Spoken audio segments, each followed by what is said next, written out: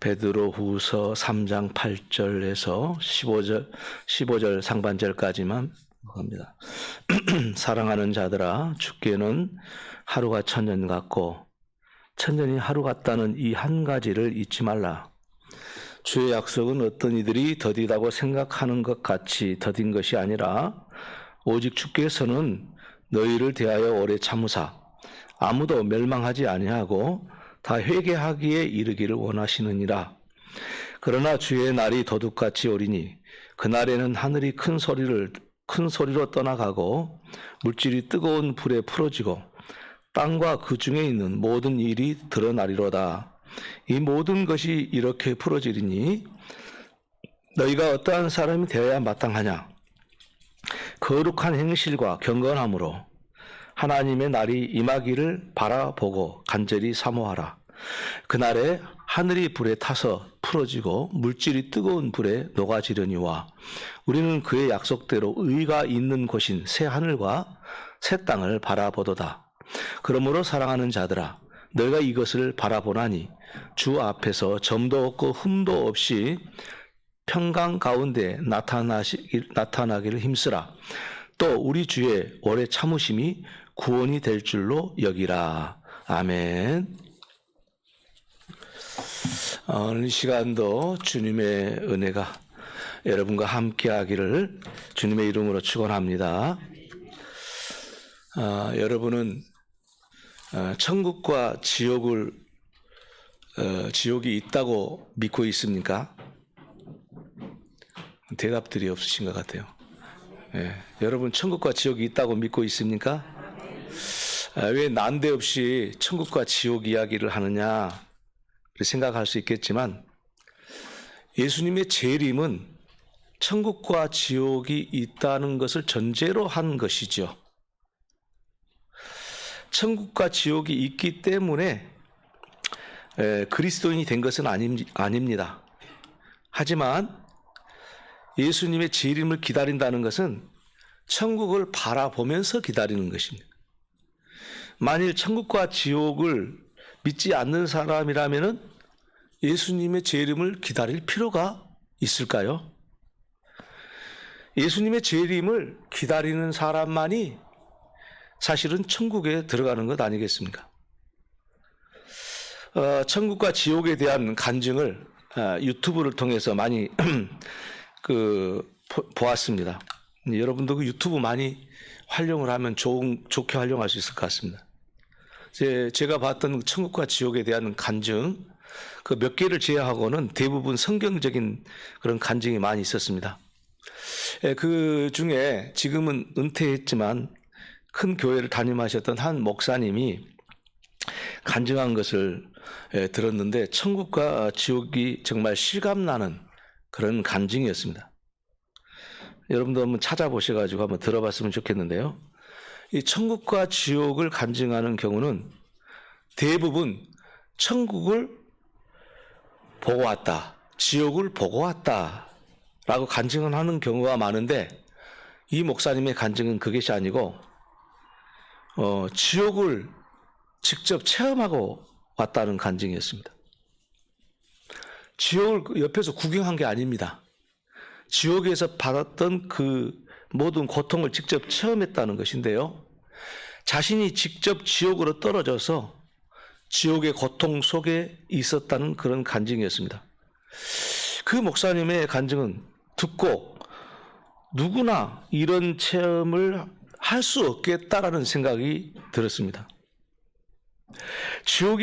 지옥에서 당했던 그 고통을 간증하는 순간에도 그거에 생각나면서 벌벌 떨면서 간증을 아주 수십만 되는 교회 목사님인데 그 순간 말할 때는 너무너무 고통스러운 거에 생각나가지고 떨면서 간증을 하시는 그 모습을 봤는데 어지간한 믿음 가지고는 어지간한 영적으로 단련되지 않고는 하나님이 이런 경험을 하게 하지는 않았겠다. 이 목사님이나 되시니까 하나님께서 선택하셔가지고 지옥을 직접 체험하고 와서 증거하라고 말씀하셨겠다라는 생각이 드는데 이 이야기만 들어도 저는 그 지옥에 갔다 온다. 그러니까 지옥 한번 갔다 와봐라. 그렇게 하면 자신이 없을 것 같아요. 얼마나 그 고통스러운 표현을 다 하는지 저도 굉장히 아주 그 목사님의 간증을 들으면서 지옥의 고통이 아주 심각한 것이구나 하는 것을 느꼈는데요. 그 목사님의 간증에 대해서 약간 말씀을 드리려고 합니다. 이 지옥이라는 곳은 조그만 죄, 아주 조그만 죄만 있어도 그 죄 때문에 사람을 빨아들이는데 사람이 감당할 수 없을 만큼 강한 힘으로 빨아들이는 것입니다. 그 우주의 블랙홀과 같이 비유를 하더라고요. 조그만 죄, 아주 적은 죄만 있어도 이 지옥은 그 사람들 다 빨아들였어요. 그 권세, 이 지옥의 권세를 누구도 막을 수 없었습니다. 작은 죄나 큰 죄나 그 지옥의 흡입력은 아무도 이겨낼 수 없는 그런 강한 힘이 있었고, 이 목사님도 급속한 속도로 지옥에 떨어졌는데 영원히 멈추지 않고 떨어지는 곳이고요. 그 순간에 당하는 그 고통스러움이라는 것은 차라리 세상에 내가 태어나지 않았으면 좋았겠다. 사람이 아니었으면 여기도 안 올 텐데 라는 생각이 들었다는 것입니다. 이 지옥에 한번 빨려드는 순간 지옥은 완전히 단절된 세계라는 것이죠. 거기는 하나님에 대해 생각할 수도 없는 것이고 모든 사람이 고통을 당하고 있기 때문에 다른 사람과 그 이야기도 할 수도 없고 자신의 몸 안에서 죄가 타는데 유황불로 타는 고통을 이루 말할 수 없어요. 그러니까 죄가 우리는 보통 어떻게 생각합니까? 지옥에 있는 불이 우리를 살릴 걸로 생각하잖아요. 그게 아니고 우리 속에 있는 죄가 그게 재료가 돼가지고 그가 유황불이 붙은대요. 그게 얼마나 뜨겠겠어요. 근데 고통스러운 것은 뭐냐면 구더기도 죽지 않는 영원한 그 불타는 그런 것을 경험하는 것이죠. 그게 얼마나 목사님 그 치가 떨렸겠어요. 그 생각만 해도. 뭐 여러분도 어려운 일 당하게 되면은 그러잖아요. 그 생각하기도 싫잖아요. 예. 그 목사님 그 간증하는데 떨면서 간증을. 지옥은 자신의 죄가 원인이 되어서 그 자신 안에서 유황불로 타는 것이. 나는 이 목사님의 설교를 듣기 전에는 그 생각을 안 했어요. 그 간증을 듣기 전에는. 아, 죄는 지옥에 있는 불이 우리를 살리는구나. 그게 아니고 그거는 아무것도 아니고 내 안에 있는 죄가 유황불이 붙는 거예요. 감당할 수 없는 이 고통. 문제는 영원히 계속되고 끝날 것 같지 않은 고통에서 벗어나고 싶어도 벗어날 수가 없는 시간이 정지돼 버리는 거예요. 지옥은 시간이 정지돼 버려요. 그래서 어떻게 할 도리가 없답니다. 시간이 정지되었다는 것은 미래도 없고 과거도 없는 거예요. 지금 이 순간에만 정지되어서 지금 불이 타고 있는 거예요. 그래서 회개할 수도 없고 좌절과 절망뿐이고 자신이 얼마나 저주스럽고 혐오스러운지 내가 차라리 죽어야 되겠다. 그런 생각을 하고 자살을 하고자 하나 자신이 자신을 죽고 싶은데 죽일 수가 없어요. 내가 나를 너무 힘드니까 이게 죽는 게 낫겠다 싶어 나를 죽이려고 그러는데 내가 못 죽이는 거예요. 지옥은 죽음이 없습니다. 영원한 고통 속에 있는데 그 고통에서 끝날 수 없는 고통이라는 것을 알게 되고 모든 사람에게 자신이 버림을 받고요. 자기 자신도 자신한테 버림받는 것이 지옥이다.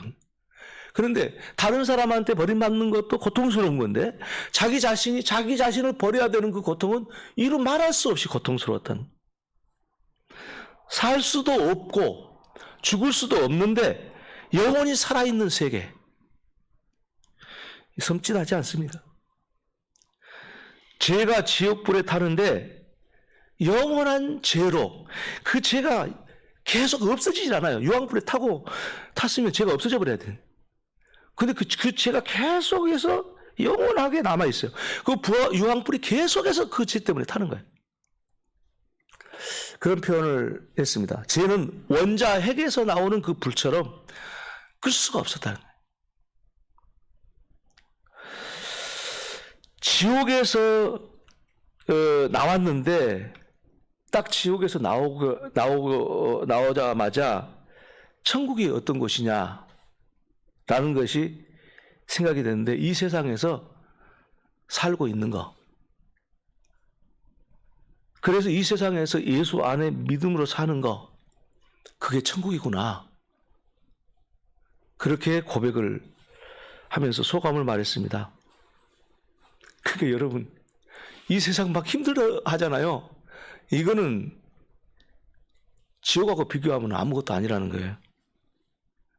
이 세상은 천국이다. 우리가 지금 천국을 살아야 맞다. 그 이야기를 하면서 천국과 지옥, 우리 모든 사람들에게 천국과 지옥은 어디서 결정이 되냐? 이 세상에서 결정이 된다. 왜냐하면 지옥으로 떨어지는 순간에는 회개할 수도 없고 시간이 정지되어 버리기 때문에 더 이상 변화가 있을 수 없는 것이라는 거예요. 예수님을 믿고 제사함을 받음으로 마음이 천국이 이루어졌을 때 예수님 재림하실 때 천국에 가는 것이고요. 예수님 영접하지 않고 마음이 자기 자신의 욕심으로 또 세상의 것으로 가득 채워져 있으면 지옥 형벌을 면할 수 없다라는 말씀입니다. 이 목사님이 그 고통스러운 영원한 그 지옥에서 벗어날 수 있었던 것이 딱 한 가지 있었습니다. 그게 마음속에 그 생각을 갑자기 주시더래요. 아무것도 생각이 안 났는데 예수님의 보혈, 그 생각이 나더래요. 그래서 그걸 몇 번이고 되새긴 겁니다. 예수님의 보혈을 믿습니다. 딱 그 예수님의 보혈이라는 그 고백을 하는 순간에 그렇게 강하게 자기 자신을 빨아들이면서 온갖 고통을 다 주었던 지옥의 힘이 딱 끊어진다는 거예요. 여러 번 했더니 지옥에서 나갈 수 있었다. 제가 이 목사님의 간증이 이제 성경적이어야 되잖아요. 그래서 내가 성경 몇 군데를 찾아봤어요. 요한계시록 21장 8절 말씀해 보니까 그러나 두려워하는 자들과 믿지 아니하는 자들과 흉악한 자들과 살인자들과 행음자들과 술객들과 우상 숭배자들과 모든 거짓말하는 자들은 불과 유황으로 타는 못에 참여하리니 이것이 둘째 사망이라. 불과 유황이라는 말이 실감이 나지 않습니까? 또 누가복음 16장 22절에서 24절의 말씀입니다. 부자가 죽어 장사되매 제가 음부에서 고통 중에 눈을 들어 멀리 아브라함과 그의 품에 있는 나사로를 보고 불러 가로되 아버지 아브라함이여 나를 궁일이 여기사 나사로를 보내어 그 손가락 끝에 물을 찍어 내 혀를 서늘하게 하소서. 내가 불꽃 가운데서 고민하나이다 라고 누가복음에 말씀하고 있고, 마가복음 9장 48절 49절 거기는 구더기도 죽지 않고 불도 꺼지지 아니하느니라. 사람마다 불로서 소금 치듯 함을 받으리라. 그 목사님 말씀하신 것은 그 고통이라는 것은 한순간도 고통이 멈추지를 않는데 그 미꾸라지를 갖다가 소금 뿌려가지고 이렇게 이렇게 깨끗이 정화시키잖아요. 그래갖고 막 난리를 치잖아요, 미꾸라지가. 그런 것이 계속되는 거예요. 그러니 얼마나 힘들었겠어요. 꿈에서도 힘들 텐데 실제 그 영적인 세계를 체험하고 왔으니 얼마나 힘들었겠어요. 베드로후서 2장 4절 하나님이 범죄한 천사들을 용서치 아니하고 지옥에 던져 어두운 구덩이에 두어 심판 때까지 지키게 하셨으며, 데살로니가 후서 1장 8절 하나님을 모르는 자들과 우리 주 예수의 복음을 복종하지 않는 자들에게 형벌을 주시리니 이런 자들이 주의 얼굴과 그의 힘의 영광을 떠나 영원한 멸망의 형벌을 받으리로다. 요한계시록 19장 20절 짐승이 잡히고 그 앞에서 이적을 행하던 거짓 선지자도 함께 잡혔으니 이는 그 짐승의 표를 받고 그 우상에게 경배하던 자들을 이적으로 미혹하던 자라. 이 둘이 산채로 유황불 붙는 못에 던지우고. 이사야서 14장 12절에서 15절 너 아침의 계명성이여 어찌 그리 하늘에서 떨어졌으며 너 얼굴 엎은 자여 어찌 그리 땅에 찍혔는고. 네가 네 마음에 이르기를 내가 하늘에 올라 하나님의 무별 위에 나의 보좌를 높이리라. 내가 북극 지폐 산 위에 자정하리라. 가장 높은 구름에 올라 지극히 높은 자와 비길이라 하도다. 그러나 이제 네가 음부 곧 구덩이의 맨 끝에 빠치우리로다. 이것은 이제 이사야서에서 나온 말씀인데, 그 루시엘이라는 천사장이 타락함으로써 루시퍼가 됐는데 그것을 설명하고 있는 것입니다. 이처럼 지옥은 긍휼이 없는 것이고 멸망인데 그냥 영원히 멸망하는 거예요. 그러니까 다시 희망이 없는 것이죠. 하지만 십자가의 피로 지옥의 고통에서 구원해 주신 예수님이 다시 오신다는 것은 우리가 다른 무엇을 바라고 기다리는 것이 아닙니다. 이미 우리는 예수님을 믿음으로 지금 구원을 누리고 있고, 이 세상에서 아무리 고통스러운 일이 있다 하더라도 지옥과는 비교할 수 없는 곳에서 천국을 소망할 수 있는 사람들로서 우리는 예수님을 기다리고 있는 거 아니겠습니까? 그래서 예수님의 재림을 기다리는 우리들은 우리를 구원하신 예수님께 감사를 드리고 경배 드리기 위한 것이라는 것을 우리의 삶을 통해서 이제 알아가기를 바라는 것입니다. 그렇다면 재림을 대망하는 사람의 삶은 어떠해야 하겠습니까? 지옥을 가지 않기 위해 우리는 착하게 사는 것이 아닙니다. 오늘 본문에서 말씀하고 있듯이 거룩함과 경건함으로 살아가는 그리스도인이 되는 것이 마땅하다, 그런 말씀입니다. 왜냐하면 지금까지 말씀드렸다시피 천국과 지옥 이야기를 말씀을 드렸는데, 예수를 지금 믿고 있는 사람은 이미 천국에 들어온 사람이죠. 그러니까 우리는 그 목사님 경험한 것을 가지 않습니다. 지금 믿고 있을 때. 아멘이신가요? 아멘이신가요? 이게 확실하셔야 돼요. 자기 마음에 확신이 있어야 돼요. 그렇지 않으면 그 목사님이 당했던 그곳으로 가야 되는 거예요. 방법이 없어요. 제가 그 지옥과 천국 그 간증을 듣고 나서 무슨 생각을 했냐면, 내가 너무 참 고상하게만 설교를 많이 했다, 그런 생각이 들더라고요. 근데 고상한 설교 듣다가 지옥 가면 뭐합니까? 아무 쓸모없는 짓이죠. 그래서 이런 것은 1년에 한두 차례는 꼭 해줘야 되겠다. 성도들 잊어버리지 않게. 왜? 지옥에 가면은 그건 안 되는 일이잖아요. 가서는 안 되잖아요. 근데 지옥을 가느냐 안 가느냐는 어디서 결정돼요? 지금 결정되는 거예요. 지금 이 자리에서. 내가 믿고 내가 주님 의지하고 그 말씀 붙잡고 살아야 되겠다. 그러면은 거기서 천국이 시작되어서 지옥으로 안 빠지는 거예요. 왜? 지옥은 죄를 가지고 있는 사람을 끌어들이는 것이에요. 그렇지만 예수를 믿는 사람은 예수가 십자가에서 우리의 죄를 다 없이 해줬어요. 흔적도 없이 하셨기 때문에 우리 믿음을, 우리 예수 안에 있는 그 믿음은 우리를 지옥으로 끌고 갈 수가 없다, 이거지. 이게 놀랍고 큰 비밀이에요. 그런 우리가 어떻게 살아야 되냐? 오늘 본문의 말씀에. 그러므로 우리는 거룩함과 경건함으로 살아가야 된다, 라는 말씀. 그러면 거룩함과 경건함이 뭐냐? 라는 말씀을 드리기 전에, 거룩함과 경건함으로 살고자 하는 마음이 큰 사람일수록 예수님의 재림을 대망하는, 이 대망한다는 말은 무슨 뜻이냐면요, 기다리고 바란다는 뜻이에요. 기다리고 바란다.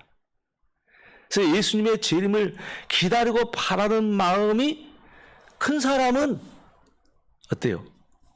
경건하고 거룩하게 살고자 하는 사람은 그 마음이 큰 거예요. 경건함과 거룩함을 잃어버린 그리스도인이 있다면 그런 예수 재림의 대망해 하는 마음이 적은 사람.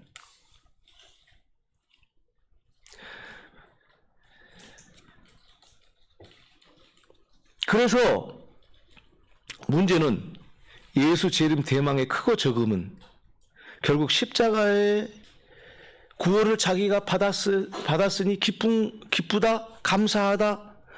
그 십자가의 구원의 감사와 크고 작음을 말하는 것이에요. 예수님의 대망을 예수님 재림의 대망을 가지고 있냐 없냐는 지금 구원받은 것을 감사하냐, 얼마나 감사하냐에 따라서 그 대망의 크기가 달라지는 거예요.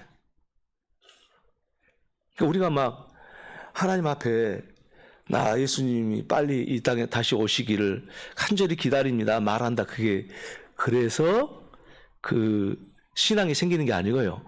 우리가 거룩하고 경건하게 살면은 그리스도를 대망하게 돼 있다 이거예요. 간절히 바라게 돼 있다 이거예요. 왜? 거룩함과 경건함을 통해서 우리는 그 십자가의 구원을 더 깊이 삶 속에서 체험하는 그런 경험들을 하기 때문에 그렇습니다.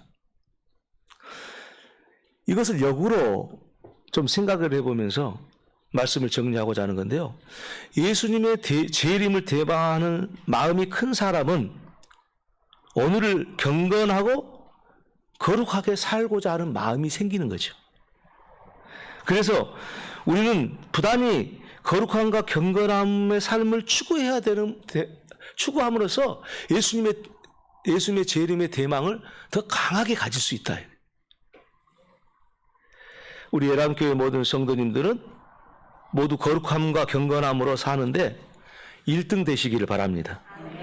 2등 되시면 안 됩니다. 1등 되시기 바랍니다. 그렇게 되시길 바라요. 그것보다 더 중요한 게 어디 있어요? 거룩함과 경건함으로 사는 거. 자, 그렇다면 거룩함이 무언가? 이 거룩이라는 말 원어에는 무슨 뜻이 들어있냐면 구별한다는 뜻이 들어있어요. 구별하는 거. 우리는 구별된 사람들이에요. 그래서 거룩한 사람들이에요. 왜냐? 세상의 사람들은 하나님을 믿지 않지만 우리는 하나님을 믿기 위해서 하나님 우리를 선택하심으로써 우리는 구별된 자가 된 것입니다. 이 이야기는 예수님을 믿지 않는 사람들과 구별된 삶을 살아야 거룩해진다. 세상의 철학과 사상과 이념보다는 성경에 근거한 철학과 사상과 이념의 삶을 살라라 라는 것이. 세상하고 좀 생각부터 좀 바꿔라. 사고부터 바꾸고 사상도 바꾸고 철학도 바꿔라. 세상 사람 사는 거 똑같이 그렇게 하지 말고 요즘에 서울 집값이 올라가고 전세값이 올라가가지고 지금 정부에서 난리를 치는데 왜 그래요? 사람들의 생각이 어때요? 오직 돈만을 어떻게 벌어볼까 하는 생각하다 보니까 생각이 같아져가지고 집값이 올라가는 거잖아요. 이런 사람도 있고 저런 사람도 있으면 집값이 안 올라갈 텐데 사람이 다 똑같아요. 어떻게 하면 돈 벌까? 그런 거 생각 좀 버려라. 버리고 성경 말씀에 근거해서 삶의 철학도 사상도 이념도 가지고 살아라. 그것부터 바꿔줘야 돼. 우리는 바꿀 수 있을 줄로 믿습니다. 왜? 우리는 성경 말씀을 알고 있잖아요. 그럼 모르는 사람 어디 있어요? 예수 믿으면. 사실 세상의 모든 철학과 사상과 이념들은요 항상 변화되면서 변질이 돼요. 그래서 안정되지 않는 것이 세상이에요. 왜냐하면 철학과 사상과 이념이 자꾸 변질되고 변화되기 때문에 변화되면서 변질되기 때문에 사람들이 안정을 취하지 못해요. 그래서 사람들이 날로 부패하고 공허한 삶을 살게 되는 것이 이 세상의 철학과 이념과 사상 말이죠. 하지만 하나님의 말씀은 어떻습니까? 하나님의 말씀에 근거한 삶은 하나님의 성품을 추구하죠. 철학과 사상과 이념이 하나님의 성품을 추구하는 것, 삶을 살게 되죠. 이게 거룩해지는 거죠. 하나님처럼 되는 거죠. 하나님만이 거룩하시잖아요. 그래서 우리는 구별된 존재로서 세상 사람들과 구별된 삶을 살아야 될 의무가 있어요. 그건 뭐냐? 하나님 우리를 거룩하게 하셨기 때문에. 이 거룩하게 한 이유가 뭡니까? 예수 그리스도가 재림하는 시간을 기다리고 바라기 위해서 예수 재림의 대망을 위한 믿음으로 살리도록 하기 위해서 우리에게 거룩을 준 거예요. 우리를 거룩하게 한 거예요. 우리를 거룩하게 한 이유 예수 그리스도 재림 대망의 삶이에요. 세상 사람들은 그렇게 못 살아요. 문 예수가 오느냐 마느냐 알지도 못해요.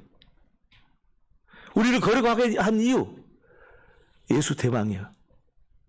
예수 재림의 대망의 삶을 살도록 하기 위하여서 그 삶만이 예수 재림의 대망을 갖기 때문에 거룩하도록 우리를 부르셨다. 또 말씀한 줄은 경건함입니다. 이 경건이라는 말은요, 하나님을 소중히 여기는 삶을 말합니다. 세상은 물질을 가장 소중하게 여기죠. 요즘 보면은 돈 때문에 자기 아내도 죽이고 남편도 죽이고 보험 넣어가지고 자식도 죽이고 부모도 죽이고 돈 때문에 별짓을 다 하지. 왜? 돈이 최고라고 생각하니까. 세상은 물질을 가장 소중하게 여겨요. 하지만 그리스도인은 하나님을 가장 소중한 존재로 여기는 사람들이에요. 그게 경건이라는 것이죠. 우리의 경건은 수치로 따지면 몇 점 정도나 되나요? 10점 만점에 여러분의 경건은 몇 점입니까? 하나님을 얼마나 소중히 여겼습니까? 묻고 있는 제 자신도 좀 부끄럽습니다. 하나님을 가장 소중히 여겨야 되는데 어느 순간 나도 휙 돌아가가지고 눈에 보이는 것 소중하게 여길 때가 많았거든. 여러분, 경건한 삶을 살고자 하는 사람은 하나님을 가장 소중히 여기는 사람이고 하나님을 소중하게 여기는 사람이 경건한 삶이 되는 거예요. 그리고 그 경건한 삶을 통해서 다시 오실 예수 그리스도를 기다리게 되는 것이죠. 내가 예수님을 기다려야 되겠다 마음 먹고 작심하고 기다리는 게 아닙니다. 거룩함과 경건함을 통해서 자연적으로 예수를 기다리는 삶이 되는 거예요. 그러므로 예수 재림 대망의 삶을 사는 그리스도인은 천국과 지옥이 오기를 기다리는 데 목적이 있는 게 아니잖아요. 천국과 지옥은 우리에게는 사실은 의미가 없어요. 왜냐하면 이미 지금 천국이 시작됐잖아요. 우리는 지옥 안 가잖아요. 우리 주님이 오시면은 천국과 지옥이 완성될 뿐이지. 그리고 우리가 지금 누리는 천국이 아주 현실화되고 더 구체화되고 그리고 주님이 오셔서 우리 심령의 지금 천국뿐만 아니라 우리 삶 전체에 천국의 영향이 삶을 사는 것이기 때문에 우리는 천국과 지옥이 오냐 마냐 그건 중요하지가 않아요. 우리 주님이 오냐 마냐 그게 더 중요한 거예요. 그보다 더 중요한 것은 우리 안에 거룩함과 경건함이 있냐? 그게 중요한 거예요. 그걸 들여다봐야 돼.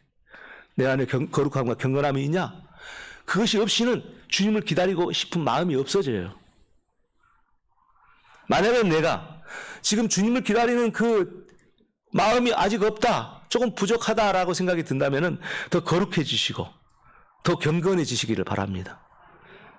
그러면 그렇게 될 줄로 믿습니다. 할렐루야. 그래서 우리 애랑교회 성도들은요, 정말 존경하는 분들만 많이 있어요. 목사가 존경하고 싶은 사람들 많이 있어요. 그런데 저한테 그런 칭찬 듣는 것보다 더 중요한 거, 그것은 저와 여러분의 마음속에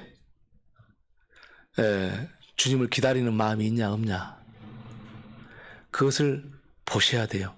만약 기다리는 마음이 약하면 내가 거룩한 삶을 못 살았구나, 내가 경건한 삶을 살지 못했구나, 그렇게 계산하시면 돼요.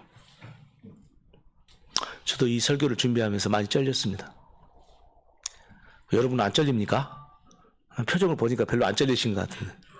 여러분은 안 잘립니까? 설교를 좀 잘못한 것 같은데. 잘려야 돼요. 주님을 내가 얼마나 사모하고 기다렸을까? 내가 그 기다림이 없다는 것은 내 안에 거룩함도 경건함도 사라져가고 있었구나, 그런 생각을 하면서 부끄러웠고, 또 다시 한번 내 자신을 돌아보는 기회가 됐는데, 여러분은 어떻습니까? 여러분의 삶 속에는 오늘 하루를 시작하면서 주님 어서 오시옵소서, 주님의 나라를 사모하면서 사는 마음이 얼마나 있었는지, 그래서 우리 마음에 가장 소중한 것을 하나님으로 여겨고 살아고 있었는 건지, 세상과 구별된 삶을 살고 있었는 건지, 우리가 다시 한번 생각하는 그런 계기가 되기를 바랍니다. 대림절 두 번째 주일을 맞이해서 저와 여러분이 다시 오실 주님을 바라보고 소망하고 기대할 수 있기를 바랍니다. 다음 주에도 설교 제목은 예수님의 재림에 대한 이야기, 다시 오실 우리 주님에 대한 말씀입니다. 4주간은 계속 그렇게 할 겁니다.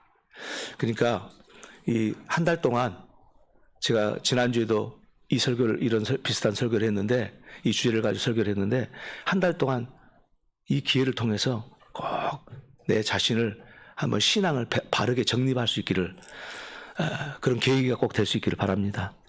오늘 또 이 말씀을 통해서 우리 애랑교회 모든 성도들 하나님의 그 은혜가 충만해서 지금 하나님의 나라 천국에 들어와 살아가는 시간들이 되기를 바라고 그래서 더욱 우리 주님 거룩함처럼 우리 주님을 닮아가기를 바라고 우리 주님을 가장 소중히 여기는 그런 경건함의 삶이 이루어지기를 주님의 이름으로 축원합니다. 기도하겠습니다. 하나님 우리 아버지 감사합니다. 우리에게 주신 주님의 말씀을 통해서 하나님 우리는 얼마나 부족한 것인지 다시 한번 헤아려 보게 되었습니다. 세상 일에 바빠서 세상의 풍조에 휘말려서 너무너무 소란스럽고 시끄러워서 우리는 주님이 주신 그 믿음을 통해서 구원 안에 들어와 있음에도 불구하고 거룩하지 못했고 경건한 삶을 살지 못했습니다. 이 말씀이 우리에게 양이 되기를 원합니다. 능력이 되기를 원합니다. 이 말씀 붙잡고 승리할 수 있는 저희들이 되기를 원합니다. 주여 도와주시옵소서. 우리 마음 가운데 이제 거룩함과 경건함의 삶을 살아감으로써 다시 오실 주님이 우리 마음속에 더 확실해지고 또 분명해지는 그런 삶이 되게 해 주옵소서. 예수님의 이름으로 기도 올려옵나이다. 아멘.